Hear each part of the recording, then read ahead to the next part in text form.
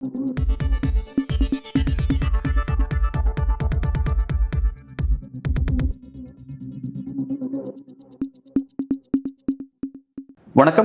இன்றைக்கு நம்முடன் அரசியல் பேச மூத்த பத்திரிகையாளர் திரு மணி அவர்கள் இணைந்திருக்கிறார். சார் வணக்கம். மகாராஷ்டிரா, ஜார்க்கண்ட், ஹரியானா மற்றும் ஜம்மு அண்ட் காஷ்மீர் இந்த 4 ஸ்டேட்ஸ்க்கான எலெக்ஷன் வர இருக்கிறது. குறிப்பாக மகாராஷ்டிரா எலெக்ஷன், இந்த தேர்தல் முடிவுகள் இது அனைத்துமே மோடிக்கு ஒரு பெரிய நெருக்கடியாக இருக்க வாய்ப்பு இருக்குது. எலெக்ஷனில் பாஜகவுக்கு இப்போவே தோல்விகள் காத்திருக்கு அப்படிங்கிற மாதிரி சில அரசியல் விமர்சகர்கள் தங்கள் பார்வைகளை முன்வைக்க ஆரம்பிச்சிருக்காங்க. இது மோடியோட நாற்காலியை பாதிக்கும் வகையில் இருக்க போகுது அப்படின்ற கருத்தையும் கூடுதலாக வைக்கிறாங்க. அதுக்கான வாய்ப்புகள்லாம் எப்படி இருக்குது அப்படின்னு நீங்கள் பார்க்குறீங்க? கண்டிப்பாக மகாராஷ்டிரா, ஹரியானா, ஜார்க்கண்ட் தேர்தல் முடிவுகள் பிஜேபிக்கு எதிராக போகுமே ஆனால் கண்டிப்பாக தேசிய அரசியலில் அது தாக்கத்தை ஏற்படுத்தும். மோடியின் அதிகாரம் என்பது பாஜகவிற்குள் மேலும் அதிகமாக கேள்விக்குள்ளாக்கப்படும். அதில் எந்த சந்தேகம் வேணாம். குறிப்பாக மகாராஷ்டிராவில் பிஜேபி தோற்று போனால், இப்போ அவங்கக்கிட்ட 105 எம்பிஸ் இருக்குது, எம்எல்ஏஸு. சிவசேனா 56லேருந்து உடச்சி 42 பேரை பிரித்து 41-42 பேரை ஷிண்டே டீமு தான் அங்கே அவங்களோட சேர்ந்து 41 பேர் இருக்க ஷிண்டே முதல்வர், பிஜேபி அங்கே துணை முதல்வராக இருக்காங்க. பெருந்தன்மை காரணமாலாம் மோடி இதை செய்யலை. தேவேந்திர ஃபட்னாவிஸ் அங்கே டெப்டி சிஎம், அவர் அங்கே பவர்ஃபுல் லீடர். அவர் அங்கே சிஎம்மாக உட்காந்தாருன்னா, குஜராத்தில் தான் சிஎம்மாக இருக்கும்போது தான் என்னெல்லாம் அத்வானி வாஜ்பாய்க்கு செய்தானோ அதை இவர் தனக்கு செய்வார் என்று உணர்ந்ததால் டெப்டி சிஎம் ஆக்கியிருக்காங்க. ஒரு எம்எல்ஏ இருந்தால் 40 எம்எல்ஏக்களை விலைக்கு வாங்கி ஆட்சி அமைக்கிற அருணாச்சல் பிரதேஷ் மாநிலங்களில் போன்ற மாநிலங்களில் செஞ்ச அமித்ஷா, மோடி இரட்டையர்கள் 288 சீட்டில் 105 சீட்டு பிஜேபிக்கு மக்கள் கொடுத்தாங்க. Single largest party. டெப்டி சிஎம்மாக இவங்க உட்காந்துப்பாங்களாம். 56 உடச்சி 41 வந்த ஷிண்டே சிவசேனா சிஎம்னா அவ்வளோ பெருந்தன்மையாக பாஜகவுக்கு, மோடிக்கு, அமித்ஷாவுக்கு. ஸோ இதிலிருந்து தெரிந்து கொள்ளலாம், அவர்கள் உள் நெருக்கடிகளாலும் இப்பொழுது உந்தப்பட்டு கொண்டிருக்கிறார்கள். இந்த 3 மாநில தேர்தல் முடிவுகள் வந்ததுன்னா கண்டிப்பாக மகாராஷ்டிராவில் ஒருவேளை பிஜேபி, சிவசேனா ஆட்சியை இழந்தால் கண்டிப்பாக தேசிய அரசியலில் மோடிக்கு பிரச்சனையை உண்டாக்கும். ஹரியானாவில் ஏற்கனவே பாஜகவுக்கு எதிரான மனநிலை பொங்கி எழுந்து கொண்டிருக்கிறது. கடந்த முறை 10 மக்களவை தொகுதிகள் 5 சீட்டு காங்கிரஸ் ஜெயிச்சிருந்தாங்க. ஜார்க்கண்டில் பிஜேபிக்கு ஒரு ஹோப் இருக்கலாம். ஏன்னு கேட்டிங்கன்னா, அங்கே 14 சீட்டில் 9 சீட் பிஜேபி ஜெயிச்சுது. ஹேமந்த் சோரன் முதலமைச்சரை சிறையில் போட்ட பிறகும் கூட இந்த தடவை அங்கே ஜெயிச்சிருக்காங்க. ஸோ ஜார்க்கண்டில் மகாராஷ்டிராவில் இருக்கிற அளவுக்கு தோற்பதற்கான வாய்ப்பு பாஜகவுக்கு ஜார்க்கண்டில் இல்லைன்னு தான் நம்ம சொல்லணும். 4வது கேட்டகரி ஜம்மு அண்ட் காஷ்மீர். வித்தியாசமான கேட்டகரி. இன்னைக்கு ஆகஸ்ட் 5 கரெக்டாக இன்னையோடு 370 நீக்கப்பட்ட 5 ஆண்டுகள் முடிவடைகின்றன. 2019 நீக்கப்பட்டது. கடந்த ஆண்டு உச்சநீதிமன்றம் 370 ஷரத்தை நீக்கியதை செல்லும் என்று அறிவித்து இந்த மாதம் 30ஆம் தேதி செப்டம்பர் 30க்குள் அடுத்த மாதத்துக்குள் தேர்தலை நடத்தணும் உத்தரவு போட்டாங்க. ஆனால் நடத்துறதுக்கான எந்த அறிகுறியுமே இல்லை. 2018 அங்கே பிஜேபி பிடிபி கவர்மெண்ட் டிஸ்மிஸ் ஆகி குடியரசுத் தலைவர் ஆட்சி வந்தது. 6 ஆண்டுகளாக அங்கே குடியரசுத் தலைவர் ஆட்சி. 14க்கு பிறகு அங்கே எலெக்ஷன் நடக்கலை. 10 ஆண்டுகள் ஒரு மாநிலத்தில் எலெக்ஷன் இல்லைன்னா அது எவ்வளோ கோரமான நிலைமைன்னு புரிஞ்சுக்கலாம். ஜம்மு காஷ்மீரில் நிலைமை நாளுக்கு நாள் மோசமாயிட்டு இருக்குது. நம்பர் 1, இந்த மாநில அரசாங்கத்தோட அதிகாரத்தெல்லாம் அதை யூனியன் டெரிட்டரியாக பிரித்ததால் கவர்னருக்கு மாற்றி ஜூலை 12ஆம் தேதி ஒரு உத்தரவு போட்டிருக்காங்க. அதன்படி police, advocate general, attorney general, நீதித்துறை செயல்பாடுகள் இதெல்லாம் ஆளுநரோட கட்டுப்பாட்டுக்குள்ளே வந்துடுது. 2வது பார்த்தீங்கன்னா, நீங்கள் 2000 இந்த அதிகாரங்களை பிரிச்சிருக்காங்க. இது எல்லாமே கவர்னர்கிட்ட போகுது. சிவில் உரிமைகள் கடுமையாக பாதிக்கப்பட்டிருக்கின்றன. அரசியல் கட்சிகளோட செயல்பாடுகள் முடங்கி இருக்கின்றன. தீவிரவாத தாக்குதல்கள் காஷ்மீரில் குறைஞ்சி ஜம்முவில் அதிகரிக்க ஆரம்பிச்சிருக்கு. ஸோ செப்டம்பர் 30 உச்சநீதிமன்றம் கெடு விதித்திருக்கிற தேர்தல் நடத்தணும். அநேகமாக அந்த மோடி கவர்மெண்ட் நடத்தாது. அதற்கு இந்த அதிகரித்து வரும் தீவிரவாத தாக்குதல்களை ஒரு நல்ல காரணமாக காட்டி தேர்தல்களை மோடி அரசு இன்னமும் தள்ளி போட போகிறது. டெல்லி மாதிரி அங்கே யூனியன் டெரிட்டரியில் எல்லா பவரையும் கையில் வச்சுக்கிட்டு இவங்க ஆட போகிறாங்க.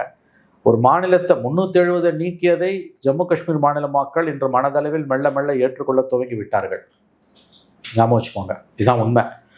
370 நீக்கப்பட்டதை உச்சநீதிமன்றம் உறுதி செய்த பிறகு ஜம்மு காஷ்மீர் மாநில மக்கள், இன்க்ளூடிங் காஷ்மீரில் இருக்கக்கூடிய மக்கள், இந்த யதார்த்தத்தை புரிந்து கொண்டு சகஜ வாழ்க்கைக்கு திரும்பி கொண்டிருக்கிறார்கள். ஆனால் அவர்கள் கேட்பது மாநில அந்தஸ்து கொடுங்கள்ன்றது தான். மாநிலத்தை யூனியன் டெரிட்டரியாக ஆக்கிறது மாநில மக்களை சிரமப்படுத்துறது. இப்போ தமிழ்நாட்டை யூனியன் டெரிட்டரியாக மாற்றி கோயம்புத்தூர் கொங்கு நாடுன்னு ஒன்று பிரித்து அதை ஒரு பக்கமும், தமிழ்நாட்டில் மித்த பகுதிகளை ஒரு பக்கமும், சென்னை யூனியன் டெரிட்டரி ஆக்கிட்டால் ஒரு சுயமரியாதை உள்ள ஒவ்வொரு தமிழ்நாட்டு குடிமகனும் அதை ஏற்றுக்கொள்வானா, பொங்கி எழுவான்.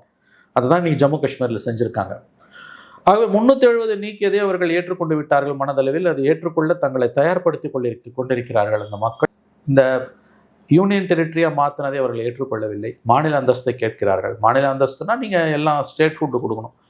இதுக்கு முன்னால் இருந்த மாதிரி போலீஸ் மாநில அரசின் கட்டுப்பாட்டில் இருக்கணும். மாறாக அதை செய்ய மோடி அரசு தயாராக இல்லை. முதல்ல தேர்தலை நடத்துவாங்களான்னு தெரியாது. இதன் மூலம் நெருப்புடன் விளையாடி கொண்டிருக்கிறது மோடி அரசு. அதாவது தொடர்ச்சியாக அங்கே தீவிரவாத தாக்குதல்கள் நடப்பது, இது இப்படியே நீண்ட காலத்துக்கு தொடர முடியாது. மக்கள் தங்களுடைய உரிமைகள் பாதிக்கப்பட்டு அரசியலமைப்பு சாசனம் கொடுத்த உரிமைகள் ஏக இந்தியாவுக்கு ஒரு மாதிரியும் தங்களுக்கு ஒரு மாதிரியும் என்று அவர்கள் கருத துவங்கும் பட்சத்தில் இந்தியாவுக்கு எதிரான உணர்வுகள் தான் அங்கே பொங்கி எழும். பிஜேபி எந்த அளவுக்கு உத்தம சீலர்கள்னு கேட்டிங்கன்னா, இந்த முறை அங்கே 3 லோக்சபா 6 சீட்டு மொத்தம் ஜம்மு காஷ்மீரில் 3 சீட்டு, காஷ்மீர் வேலையில் 3 சீட்டில் போட்டியே போடலை. போட்டி போடாமல் ஒதுங்கிட்டாங்க. உத்தமர்கள் போட்டி போட்டு தோக்க வேண்டியதானே. தோக்கிறமோ ஜெயிக்கிறமோ போட்டி போடணும்ல. ஏன்னா அங்கே நின்னாங்கன்னா முகத்தில் மக்கள் கரியள்ளி பூசுவாங்கன்னு தெரியும். போட்டியிடாமலேயே தேர்தலில் ஒதுங்கி ஓடிய கோழைகள் தான் பாஜகவினர் ஜம்மு காஷ்மீரை பொறுத்தவரையில். ஆகவே இங்கே ஜம்மு காஷ்மீருடன் மோடி அரசு இன்று விளையாடி கொண்டிருக்கிறது மக்களின் உணர்வுகளுடன். இது ரொம்ப ஆபத்தான போக்கு. இன்றுடன் ஆகஸ்ட் 5 நாம் பேசி கொண்டிருக்கிறோம். 5 ஆண்டுகள் முடிவடைகிறது 370 நீக்கப்பட்டு. ஆனால் அங்கே சகஜ நிலைமை திரும்பவில்லை. அந்த மக்களுடைய ஜனநாயக அபிலாஷைகள் எதுவும் பூர்த்தியடையவில்லை. கடந்த ஆண்டு உச்சநீதிமன்றம் தெளிவாக 370 நீக்கியது செல்லும் என்று சொல்லிவிட்டு, அதே நேரத்தில் 30ஆம் தேதி செப்டம்பர் 30க்குள் தேர்தல் நடத்த வேண்டும் என்று சொல்லியும் அதற்கான எந்த முயற்சிகளிலும் மோடி அரசு ஈடுபடாமல் இருப்பது எத்தகையதொரு சர்வாதிகார பாறையில் இந்தியாவை மோடி அரசு கொண்டு சென்று கொண்டிருக்கிறது என்பதை உணர்த்துகிறது. நெருப்புடன், பெருநெருப்புடன் பாரதூரமான விளைவுகளை நீண்ட காலத்தில் ஏற்படுத்தக்கூடிய பெருநெருப்புடன் மோடி அரசு விளையாடி கொண்டிருக்கிறது என்பதுதான் உண்மை. இந்த 4 ஸ்டேட்டில் ரொம்ப குரூசியல் அப்படின்னு பார்க்கும்போது மகாராஷ்டிரா பொருளாதார கேபிட்டல் இருக்கிற ஸ்டேட்டு, ரொம்ப முக்கியமானது. யூபிக்கு அடுத்து அதிகபட்சமான எம்பி தொகுதியை கொண்ட 48 சீட்ஸ் கொண்ட மகாராஷ்டிரா. அங்கே பொறுத்த வரைக்கும் அவங்க கூட்டணி ரொம்ப பலவீனமாக இருக்கிற மாதிரி செய்தியில் தொடர்ச்சியாக வந்துட்டு இருக்கு. அஜித் பவர் ஃபேக்டர் ஒரு பிரச்சனை, குறிப்பாக ஷிண்டே திரும்ப அவர் தான் சிஎம் கேண்டிடேட் அப்படிங்கிற ஒரு பிரச்சனை. அந்த இடத்துக்கு தேவேந்திர பட்னாவிஸ் அவர் ஒரு மூவ் எடுக்கிறாரு. இந்த மாதிரி பல விஷயங்கள் அங்கே போயிட்டுருக்கு. ரெண்டாவது, தன்னோட செல்வாக்கு குறையக்கூடாது அப்படிங்கிறதுக்காக தமிழ்நாட்டில் அறிவித்த மாதிரி, கர்நாடகாவில் அறிவித்த மாதிரி இந்த குடும்பத்துக்கு 1500 அந்த ஸ்கீம்ஸ்லாம் அறிவிக்காரு. எப்படி மகாராஷ்டிரா டைமென்ஷன் மட்டும் பார்க்குறீங்க? இல்லை, இந்த ஸ்கீம்ஸால் அவங்க ஜெயிக்க முடியுமான்னு நமக்கு தெரியல. ஏன்னா அவர் சிவசேனாலேருந்து பிரிஞ்சு போனவர். அவர் பால் தாக்கரேயோட கட்சியை உடைச்சிட்டு வெளியில் போனார். அந்த கோபம் மக்களுக்கு இருக்குது. மக்களவைத் தேர்தல்கள் அது நல்லாவே காட்டியிருக்குது. ஏன்னா பிஜேபி 2019 ஜெயித்த அளவுக்கு அங்கே வெற்றி பெற முடியல. காங்கிரஸ் உத்தவ் தாக்கரே 41 ஜெயிச்சாங்க, இப்போ 17 ஜெயிச்சிருக்காங்க. 17 ஜெயிச்சிருக்காங்க. 17 ஜெயிச்சிருக்காங்கன்னா 31 தோற்றுருக்காங்கன்னு அர்த்தம். மொத்தம் 48. மக்கள் அவங்க மீது கடுமையான வெறுப்பில் இருக்காங்கன்றது தெரியுது. மோடிக்கு ஓட்டு போடுவாங்க, ஆனால் ஷிண்டேக்கு ஓட்டு போட மாட்டாங்க. ஆகவே இந்த முறை வரக்கூடிய தகவல்கள் உத்தவ் தாக்கரே அணிக்கு, காங்கிரஸ் சரத்பவார் கட்சி உத்தவ் தாக்கரே அணிக்கு வெற்றி வாய்ப்புகள் பிரகாசமாக இருக்கின்றன என்றுதான் பூர்வாங்கமாக வரக்கூடிய தகவல்கள் நமக்கு தெரிவிக்கின்றன. பட் இறுதியாக நம்ம இது உடனடியாக நம்ம இதை அறுதிட்டு சொல்ல முடியாது. பாசிபிலிட்டிஸ் அதிகம்னு தான் சொல்கிறாங்க. ரெண்டாவது, அங்கே இந்த 5 ஆண்டுகளில் மோசமான பொருளாதார நிலைமை ஏற்பட்டிருக்கு. கிட்டத்தட்ட 4இல் 3 மாவட்டங்கள் வறட்சி மாவட்டங்களாக அறிவிக்கப்பட்டிருக்கின்றன. 3/4 கடுமையான நெருக்கடியில் அந்த மாநிலம் இருந்து கொண்டிருக்கிறது. விவசாயிகள் பிரச்சனை மிகப்பெரிய அளவில் இருக்கிறது. நூற்றுக்கணக்கான விவசாயிகள் தற்கொலை செய்து கொண்டிருக்கிறார்கள். அந்த நிலைமை இன்னமும் மாறலை. ஆகவே மோடியோட செல்வாக்கும் அங்கே சரிந்திருக்கிறது. லோக்கல் செல்வாக்குலையும் பிஜேபியும் இவங்களும் சரிந்து கொண்டு தான் இருக்கிறார்கள். சிவசேனாவும் பிஜேபிக்கு சீஃப் மினிஸ்டர் போஸ்ட் கொடுக்காதது பிஜேபிக்குள்ளேயே ஒரு கடுமையான அதிருப்தியை ஏற்படுத்தி கொண்டிருக்கிறது. அதனால் மகாராஷ்டிராவில் ஆட்சி மாற்றம் ஏற்படுவதற்கான வாய்ப்புகள் பிரகாசம் என்று தான் தற்பொழுது வரக்கூடிய செய்திகள் சொல்லுகின்றன. ரெண்டாவது, கூடுதலான ஒரு முக்கியமான விஷயம் அப்படின்னு பார்க்கும்போது, மோடி அந்த இடத்துல மகாராஷ்டிரா பொறுத்த வரைக்கும் அவருக்கு எலெக்ஷன் கேம்பெயினில் தன்னோட ஃபேஸ் வச்சா காட்டி எலெக்ஷன் ஃபேஸ் பண்ண போகிறாரு. பட் ஷிண்டே எதிர்பார்க்க தான் சிஎம் கேண்டிடேட் அப்படிங்கிற விஷயத்தை எதிர்பார்க்குறாரு. எப்படி சிஎம் கேண்டிடேட் அறிவிப்பாங்களா, அறிவிச்சு இந்த ஸ்ட்ராட்டஜி பண்ணுவாங்க, அவங்க வழக்கமாக நடைமுறை மாற்றுவாங்களா, அல்லது இந்த முறை ஷிண்டேக்காக இறங்கி வருவாங்களா? கண்டிப்பாக இறங்கி வர மாட்டாங்க. ஷிண்டேக்காகலாம் இறங்கி வர மாட்டாங்க. ஷிண்டேவை முதலமைச்சர் ஆகிட்டுலாம் ஒருபோதும் பிஜேபி மோடி அதை அலோவ் பண்ண மாட்டார். அதை அனௌன்ஸ் பண்ணிட்டுலாம் பண்ண மாட்டார். ஒஸ்ட் கேஸ் சினாரியில் இன்னும் கொஞ்ச நாள் இருக்கணும். ஒருவேளை பிஜேபி கூட்டணி ஜெயித்தால் இன்னும் கொஞ்ச நாள் இருக்கட்டும் கூட ஷிண்டேக்கு வாய்ப்பு கொடுக்கலாம். அது வாய்ப்பு குறைவு. பட் அது கூட நடக்கலாம். பட் எலெக்ஷனுக்கு முன்னால் அனௌன்ஸ் பண்ணுறதுன்றது சத்தியமாக செய்ய மாட்டாங்க. யாரையுமே பண்ண மாட்டாங்க. இல்லை, அது இன்னும் கூடுதலான விஷயம்னா, அங்கே நாக்பூருங்கிறது அங்கே தான் இருக்குது. ஆர்எஸ்எஸ் ஹெட் குவார்ட்டர்ஸ் இருக்குது. அப்படி இருக்கும்போது மோடியோட இந்த சர்வாதிகார தன்மை தான் அவங்க எதிர்ப்பாங்க. ஏன்னா எல்லா இடத்துலையும் மோடி ஃபேஸை காமிச்சிட்டு இருக்கிறதுங்கிறது பாஜக அடுத்த கேட்டர் இல்லாமல் ஒரு சூழல் தள்ளப்படுது. அதை மாற்றணும் அப்படிங்கிறதுக்காக தான் அந்த விஷயத்தை மாற்ற பண்ணுவாங்க. பட் மகாராஷ்டிரா அதை எப்படி ஹேண்டில் பண்ணுவாங்க? இல்லை பெரிய அளவில் மோடியை கச்சை கட்டிக்கிட்டு களத்தில் இறங்கி எதிர்க்கிற தைரியம் வந்து ஆர்எஸ்எஸ்க்கு இன்னமும் வரல. அங்கொன்று இங்கே ஒன்றுமா மோகன் பகவத் பேசுகிறாரு வழிய மோடியை கிரவுண்டில் எதிர்க்கிற துணிச்சல் ஆர்எஸ்எஸ்க்கு இல்லை. கடந்த காலங்களுக்கும் இப்பொழுதுக்குமான வித்தியாசம், கடந்த காலங்களில் ஆர்எஸ்எஸ் கண்ணசைத்தால் பாஜக தலைவர்கள் மாறுவார்கள், பிரதமரே வாஜ்பாய் உட்பட அவர்கள் ஆர்எஸ்எஸ் சொல் கேட்டு நடப்பார்கள். இப்போ அப்படி கிடையாது. ஆர்எஸ்எஸ்ஸை கிட்டத்தட்ட தன்னுடைய கட்டுப்பாட்டுக்குள் வைத்திருக்கிறார் மோடி. ஆர்எஸ்எஸ் கொஞ்சம் கொஞ்சம் திமிருத ஒழிய மோடியை எதிர்க்கிற அளவுக்கு ஆர்எஸ்எஸ்க்கு துணிச்சல் வரல. பெரும்பான்மை இழந்த பிறகு மோடி இன்னும் அப்படிதான் இருக்காரு. எஸ், பெரும்பான்மை இழந்த பிறகு அதான் நிலைமை. துணிச்சலாக இருக்கிற மாதிரி சில நேரங்களில் மோகன் பகவத் காட்டிக்கிறாரு, ஆனால் முழு துணிச்சல் அவருக்கு வரல. பட் மகாராஷ்டிராவில் மட்டும் பிஜேபி தோத்துதுன்னா கண்டிப்பாக ஆர்எஸ்எஸ் வந்து தன்னுடைய பிடியை இருக்கும். மோடிக்கு பெரும் சவால் அப்போ தான் உருவாகும். மகாராஷ்டிரா தேர்தல்களில் பிஜேபி தோற்று ஆட்சியை ஒருவேளை இழந்தால் நிச்சயம் டெல்லியில் மோடியின் அதிகாரம் மேலும் கேள்விக்குறியாகும். ஆர்எஸ்எஸ் மட்டும் இல்லை, பிஜேபிக்குள்ளே இருக்கக்கூடிய தலைவர்களும் வந்து அப்போது தெளிவாக போர்க்கொடி உயர்த்துவாங்க. நிதின் கட்கரி இப்பயே சொல்கிறாரு, இன்கம் டேக்ஸ் ஜிஎஸ்டியை வந்து ஹெல்த் இன்சூரன்ஸ்க்கு ரிமூவ் பண்ணுங்கன்னு நிர்மலா சீதாராமன் கடிதம் எழுதுகிறார்.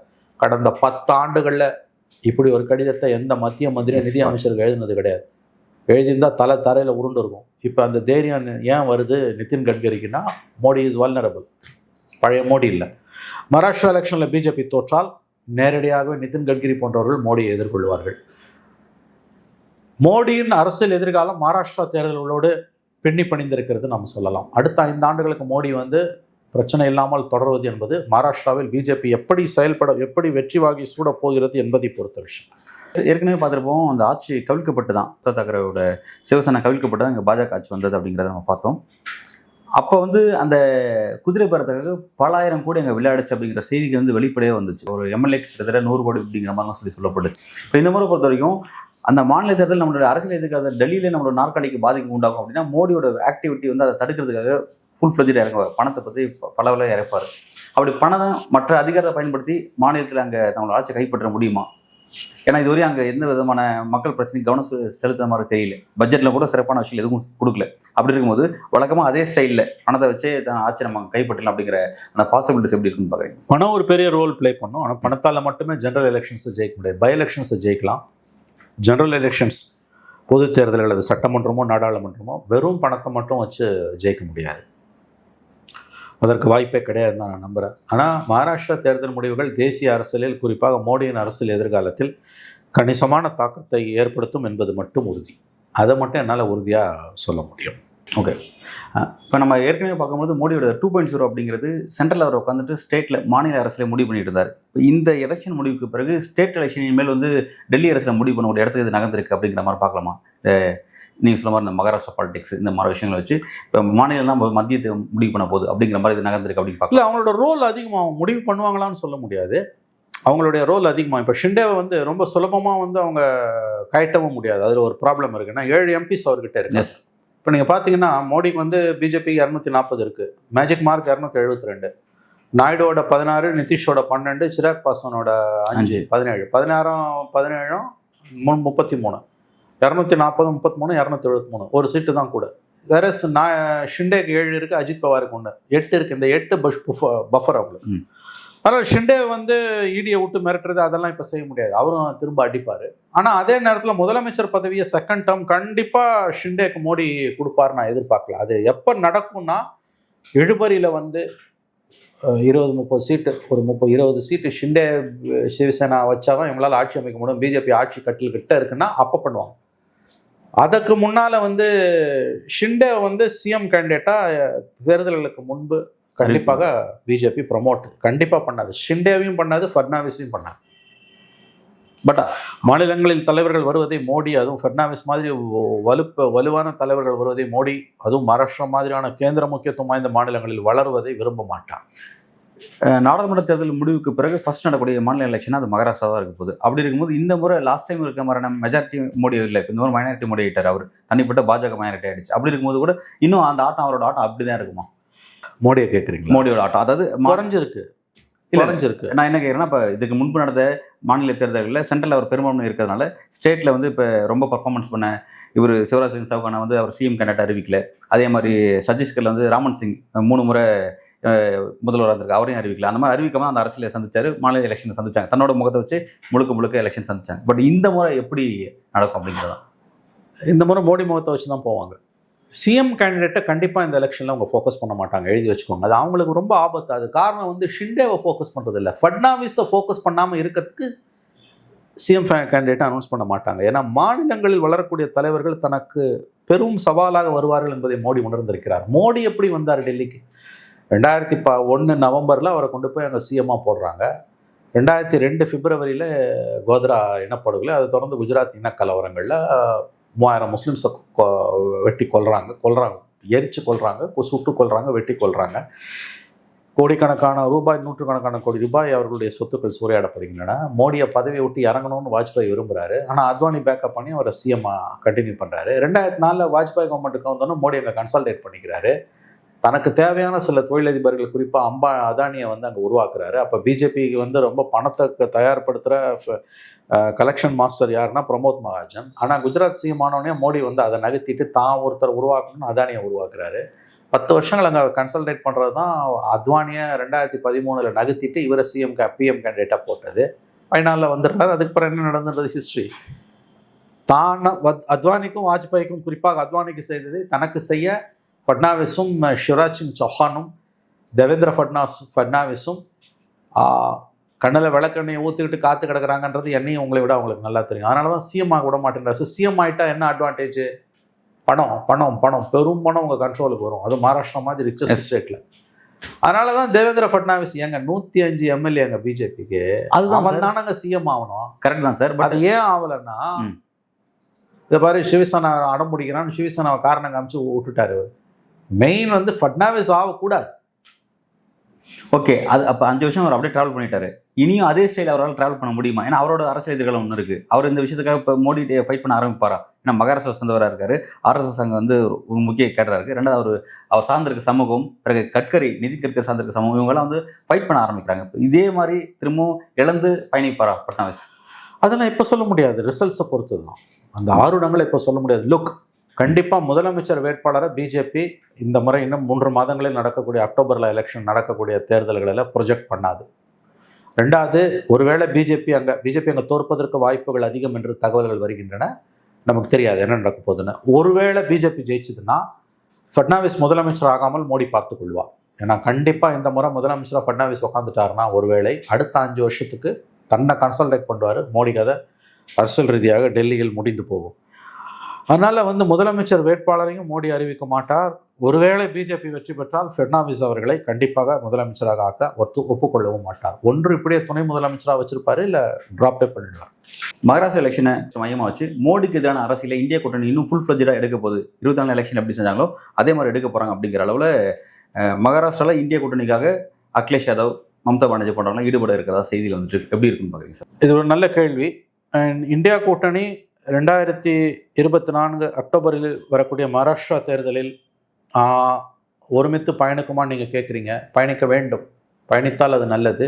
இப்போ மகாராஷ்டிராவில் பார்த்தீங்கன்னா வந்து அங்கே சமாஜ்வாதி பார்ட்டிக்கு ஒன்றும் பெரிய ஸ்டேக்ஸ் கிடையாது. சீட் ஷேரிங்லலாம் பிரச்சனை வரப்போகிறது கிடையாது. மமதாக்கும் வரப்போகிறது கிடையாது, திமுக வரப்போகிறது கிடையாது, ஆம் ஆத்மிக்கும் வரப்போகிறது கிடையாது. அங்கே மேஜர் பிளேயர்ஸ், இந்தியா பிளாக்ல இருக்க கட்சிகளில் மேஜர் பிளேயர்ஸ் யார்? சிவசேனா, சரத் பவார், காங்கிரஸ். இந்த 3 பேருக்குள்ளே தான் சீட் ஷேரிங். அது கண்டிப்பாக அமைப்பபிளாக முடிச்சுப்பாங்க. உத்தவ் தாக்கரே கண்டிப்பாக சிஎம் கேண்டிடேட்டாகவே ப்ரொஜெக்ட் ஆவார், அப்படி தான் எனக்கு தோணுது. அதனால் இந்தியா கூட்டணிக்குள்ளே வந்து இப்போ ஒரு மத்திய பிரதேஷில் 8 மாதத்துக்கு முன்னால் மத்திய பிரதேஷில், சத்தீஸ்கரில், ராஜஸ்தானில் காங்கிரஸ் மூர்க்கமாக நடந்துக்கிட்டு சமாஜ்வாதி பார்ட்டியை கட்டி விட்டது மாதிரியெல்லாம் வந்து இவங்க செய்ய மாட்டாங்க. ஏன்னா இங்கே பொசிஷனும் கிளியராக இருக்குது. ஒற்றுமை இல்லைன்னா நம்ம நாசமாக போய்டும்ன்றதையும் புரிஞ்சுக்கிட்டாங்க. அதனால் இந்தியா பிளாக் ஒருமித்த ஒரு குரலில் ஒன்றுபட்ட அணியாக மகாராஷ்டிரா தேர்தலில் மக்களிடம் போவதற்கான வாய்ப்புகள் இருக்கின்றன. அது மகாராஷ்டிராவோட மட்டும் இருக்கக்கூடாது, ஹரியானா அண்டு ஜார்க்கண்ட்லேயும் தான் இருக்கணும். இந்த 3 மாநிலங்களையும் இருந்தாங்கன்னா நிச்சயமாக வெற்றி உறுதி. சோனியா காந்தி அவர்கள் இந்த பேட்டியோட துவக்கத்தில் சொன்ன மாதிரி, சோனியா காந்தி அவர்கள் கடந்த வாரம் காங்கிரஸ் எம்பிக்களுடன் பேசியது மாதிரி 4 மாநில தேர்தல்களில் நாம் வந்து இப்போ இருக்க வெற்றி கலப்பில் ஓவர் கான்ஃபிடன்ஸில் கோட்டை விட்டுறக்கூடாது. நாம் உறுதியாக நின்று போராட வேண்டும். 4 மாநில தேர்தல் முடிவுகளில் நாம் வெற்றி பெற்றால் அது மத்திய அரசியலில் தேசிய அரசியலில் மிகப்பெரிய தாக்கத்தை ஏற்படுத்தும் அப்படின்னு அவங்க சொல்லியிருக்காங்க. மோடியோட அதிகாரம் மேலும் கேள்விக்குறி உள்ளாக்கப்படும் பிஜேபி உள்ளேன்னு அவங்க சொல்றாங்க. அதுதான் அதோட அர்த்தம். கண்டிப்பாக இந்தியா கூட்டணி இந்த 4 மாநில தேர்தல்களில் குறிப்பாக மகாராஷ்டிரால ஒன்றுபட்ட அணியாகத்தான் பயணிக்கும் என்று நான் உறுதியாக நம்புகிறேன். ஏன்னா இப்போ ஒன்றுபட்டால் அதனால் அவர்களுடைய பலன்களை இப்போ அவங்க அனுபவிச்சிருக்காங்க. மோடியை இந்த 4 மாநில தேர்தல்கள் கலக்கத்தில் ஆழ்த்திருக்கு. குறிப்பாக மகாராஷ்டிராவில் பிஜேபி அதிகாரத்தை இழந்தால் மோடி கடுமையான நெருக்கடிக்கு உள்ளாவார் என்பதை, பிஜேபி உள்ளிருந்து வரக்கூடிய நெருக்கடியை சமாளிப்பது மோடிக்கு கடினமானதாக மாறிப்போகும் என்பதை இந்தியா கூட்டணி உணர்ந்திருப்பதால் இந்தியா பிளாக் இந்த மகாராஷ்டிரா உள்ளிட்ட எலெக்ஷனை ஒன்றுபட்டு தான் சந்திக்கும் என்று நான் உறுதியாக நம்புகிறேன். சார், நான் ஃபைனல் கொஸ்டின், அமித்ஷா பேசுனதை கேட்டிருப்பீங்க. அதாவது 2029 மீண்டும் பிரதமர் மோடி தான் ஆட்சி அமைக்க போகிறார் அப்படிங்கிற மாதிரி விஷயத்த சொல்லியிருப்பார். அதாவது என்னன்னா, இந்த என்டி ஆட்சி கூட்டணி ஆட்சி உருவாயிருக்கு, இது நிலைக்காதுன்னு சொல்லியிருக்காங்க. அப்படி கிடையாது, இந்த ஆட்சி 5 வருஷம் நிலைக்க போது, திரும்ப 29 திரும்ப என்டி ஆட்சி தான் வரப்போகுது, அதுக்கும் மோடி தான் பிரதமராக வரும்னு சொல்லியிருக்காரு. நாடு நாசமாக போக வேண்டும் என்பதில் உறுதியான எண்ணம் கொண்டவர் அமித்ஷா. அதனை அவர் மீண்டும் நிரூபித்து காட்டியிருக்கிறார். அவரோட விருப்பத்தை வெளிப்படுத்தியிருக்கிறார். நாடு நாசமாக போக வேண்டும் என்பதில் மிகுந்த ஆர்வம் உள்ளவர் அமித்ஷா. தன்னுடைய ஆசையை, தன்னுடைய விருப்பத்தை, தன்னுடைய எண்ணத்தை, தன்னுடைய உள்ள கிடக்கையை, தன்னுடைய நீண்ட நாள் லட்சியத்தை மீண்டும் ஒரு முறை அவர் நிரூபித்து காட்டியிருக்கிறார். பிள்ளைகளுக்கு உங்களை கருத்தில் வணங்கியிருக்கீங்க. நன்றி.